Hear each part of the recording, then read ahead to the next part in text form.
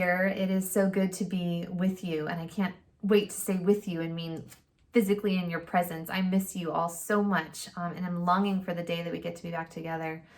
But for now, I'm learning what it means, like you, to be a church without walls, and discovering more and more how real it is that the Spirit lives inside each one of us, and that wherever we are, He is, and that His Spirit is one, and we are more united and on mission than ever. We're going to jump into Matthew chapter 16, verses 13 through 14 today, and we're going to listen to Jesus ask us probably one of the most important questions we're ever going to wrestle with.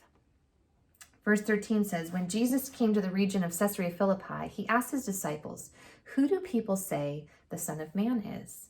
They replied, "Some say John the Baptist, and others say Elijah, and still others Jeremiah or one of the prophets." "But what about you?" he asked. "Who do you say I am?" And that is an incredibly personal question. I don't know about you, but it's a lot easier for me to answer questions about others and talk about what others are saying and what others think and what their beliefs are. It's a lot more difficult for me to answer those questions for me. There is a sense of ownership that happens when I confess what I think and what I believe. There's a vulnerability there, but also such a power there as I determine in my own will what I believe to be true. I love Jesus's communication style. He doesn't tell us what to think, and he doesn't tell us what to believe. He was so good at asking questions because he didn't expect to just say something and that we would be fully convinced. He wanted to invite us into this relationship with him where we would get to discover and explore more about who he is. And this is the life-changing question. And so many of us have answered this question when we first came to faith. And we answered who we thought Jesus to be, just like Peter does in this passage. So Simon Peter answers, "You are the Messiah, the Son of the living God." And each one of us confessed that at some point as we began our faith journey.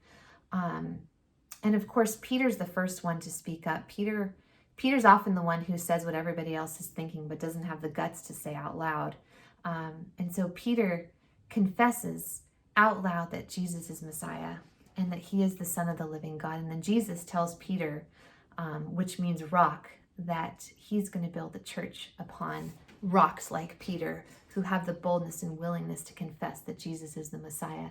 And Peter, we know he wasn't perfect. He would go on later in this passage to try to get in the way of Jesus getting to the cross, and he would also deny Jesus 3 times.